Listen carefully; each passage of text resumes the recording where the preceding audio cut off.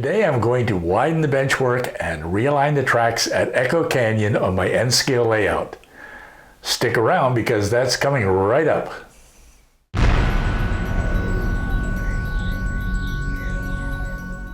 Hi, I'm Roy Smith. Today I'm going to continue working on the Echo Canyon area of my layout. I'm going to widen this area of my layout and I'm going to realign the tracks here. This is the fifth in a series of videos about the work I am doing at Echo Canyon. I'm having a lot of fun with the Echo Canyon project and it is a pleasure to share it with you. In fact, I think one of the best things about model railroading is sharing the hobby with others. We are able to share the hobby on this channel, so I want to encourage you to go ahead and subscribe if you're new here. I still have a lot to do at Echo Canyon and elsewhere on my layout, so let's get started.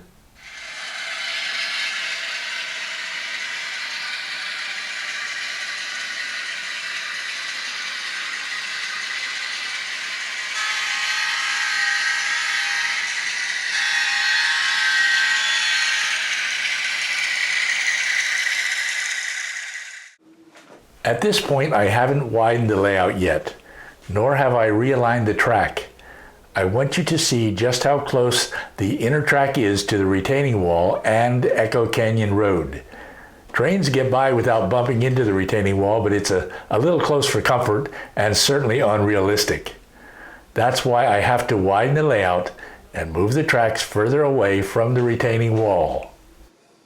Here's what this area looks like on a Google satellite map. You see not only the Union Pacific tracks, you also see Echo Canyon Road, and to the north of that, the cliffs of Echo Canyon. There are slight curves in the track throughout the length of Echo Canyon. For example, as you see here, I would like to include such a curve on my layout, but there simply isn't enough space to do it. This is a view of that same area taken from the Utah Welcome Center and Rest Stop along Interstate 80. As you can see, there is no retaining wall along the road. There is a gentle slope from the road down to the tracks. After I widen the benchwork and realign the tracks, I will be able to replace the retaining wall on my layout with a slope like the one on the prototype. In this final view of the prototype, you can again see how the shoulder of the road slopes down to the tracks. You can also see the kind of vegetation that I was trying to replicate on the scree at the bottom of the cliffs in my video last Saturday when I planted vegetation in Echo Canyon on my layout. Back in the 1800s, pioneers traveled west along the same route that this road follows today. And the Union Pacific tracks were laid through here in 1868 and 1869. I will be adding static grass to this scene on my layout later on. Now I'm trying to determine by just how much I need to widen the benchwork. I figure 3 inches or less should be sufficient, but I can't really be sure until I test fit the track in its new configuration. Before I can determine how much wider the layout needs to be at Echo Canyon, I first need to replace the curve here at the end of the peninsula. This will determine the position of the track through the canyon. Currently, the radius of the inner track here is 13 3/4 inches, and the radius of the outer track is 15 inches. You will recall that I lengthened and widened this area of the peninsula back in December of 2016. I will include an annotation about it at the end of this video, which will take you to that video. The new track for the curve has come in the mail. It is Cato N-Scale Super Elevated Track number 20-181. I really love this stuff, and it comes in 3 different radii. Cato has already super elevated it for me, so I don't have to mess around trying to slide pieces of styrofoam under the outer rails in order to super elevate it, as I would have to do if it was regular flat track. Each pack contains 2 sections of the super elevated track, so that gives me 4 sections, although I will only need 3 of them for this curve. The radius of the new inner track is 15 inches and the outer track is 16 3/8 inches, so the new curve here is going to be notably wider than the existing one. Of course, you have to transition from the super elevated track back to regular flat track after leaving the curve. So I have this pack of Cato easement curves number 20-182 to do just that. The pack contains 2 sections of easement track, one for each end of the curve, which is all I need. As I mentioned in previous videos, I'm going to put a highway overpass here to take Echo Canyon Road across the tracks. Once Echo Canyon Road crosses the tracks, it joins up with Interstate 80, which is just off layout. This is the Rix Products highway overpass that I will put together and install on the layout in a future episode of this series about Echo Canyon. This is not the bridge that will be going here. It's just a temporary placeholder to show you how the actual bridge will be positioned. Here's a photo of the prototype of the highway overpass at Echo Canyon. As I said, it takes Echo Canyon Road across the Union Pacific tracks, and the road then links up to Interstate 80. Again, you will see it on my layout in an upcoming episode. By the way, Echo Canyon, Utah is to the left of the scenic divider, and Evanston, Wyoming is to the right of it. You could say that the scenic divider represents the boundary between Utah and Wyoming. Now I'm going to test fit the new track in the curve. As you can see, the outer rail of each track is higher than the inner rail. That is what makes it super elevated. Thank you for Cato for super elevating the track for me and saving me the trouble of having to do it myself. As always, I love the way Cato track just snaps together. I don't have to do all of that bending, cutting, and soldering like I did on my layout back in the 1980s when I used Flex Track. I'm test fitting it by placing it directly on top of the existing track.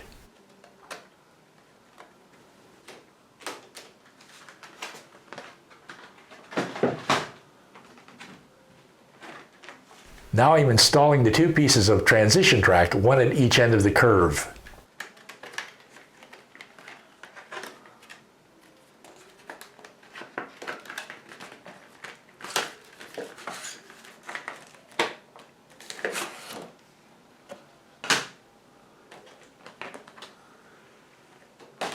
There is an arrow on bottom of the transition pieces.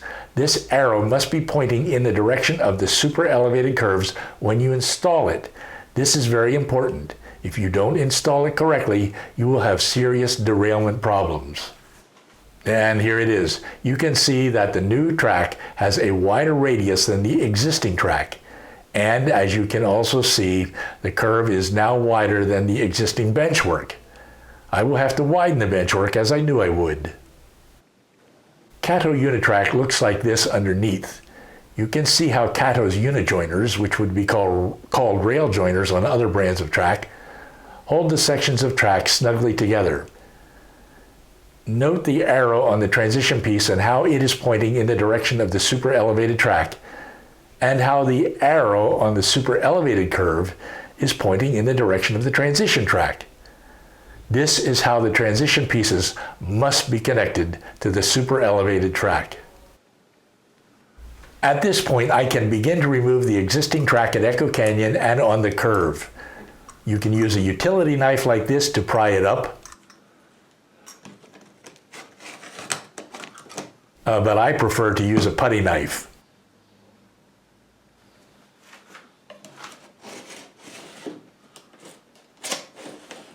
I remove the Cato terminal unijoiners from the track using this plastic tool.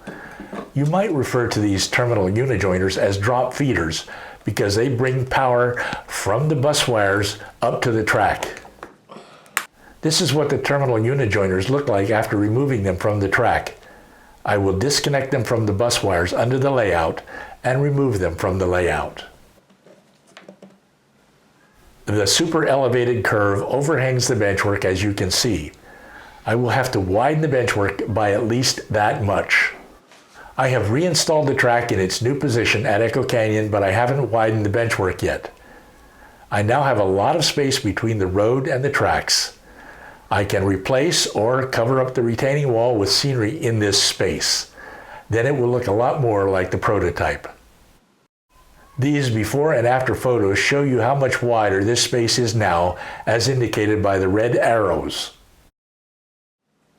Some of you have expressed concerns about mixing sections of track having cement ties with track having wooden ties. Of course, the super elevated track has cement ties, while the rest of my track has wooden ties. Let me assure you, it's hard to tell the difference between the two of them after you paint and ballast the track. Let me show you what I mean by turning the camera over here to the White Mountain area of the layout. This curve at White Mountain is actually the top level of the eastern helix that takes eastbound trains down to staging. Here I use the very same kind of super elevated track that I am using at Echo Canyon. Right here I'm pointing to where the wooden ties end and the cement ties begin. The cement ties are to the right of my pointer, and the wooden ties are to the left of it. This track has been painted a dark gray color and ballasted with dark gray ballast, so it's hard to tell the difference between the wooden ties and the cement ties unless you look very closely. By the way, Cato doesn't make super elevated track with wooden ties. I think trains running on super elevated curves looks fantastic. Let me run 2 diesels through the curve, first forward and then in reverse, to show you how much they lean on the super elevated track. To me, this looks great and is very prototypical.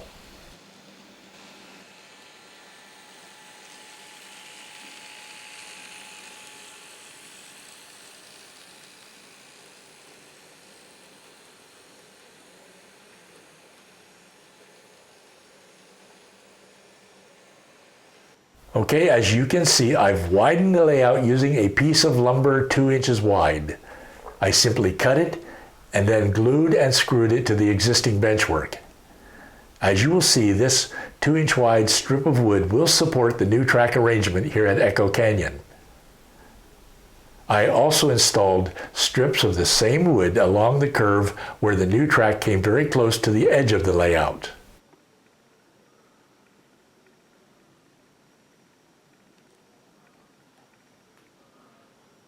Now I've widened the benchwork and I've realigned the track. This will allow me to replace or cover the retaining wall with a slope like that which you see in this photo of the prototype. You will see me build this slope in an upcoming video. I would also love to add a bit of Echo Canyon Creek to my layout. You can see the creek in this photo along with some of the vegetation that grows along it. But I would have to widen my layout by another 2 or 3 inches to do that. Nonetheless, I could do it.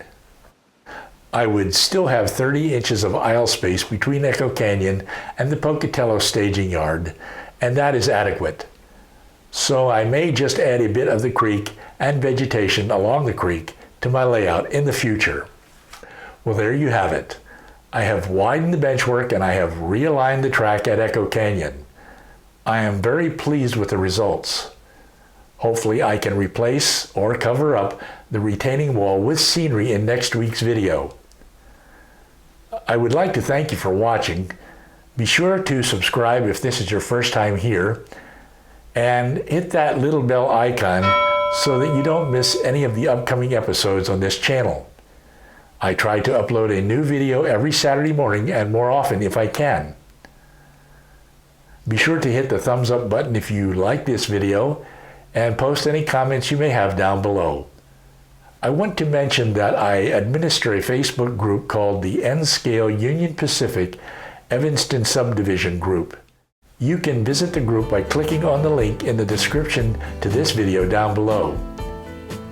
Go ahead and join the group if you like what you see while you're over there checking it out. So, until next time, happy railroading. I will see you again very soon.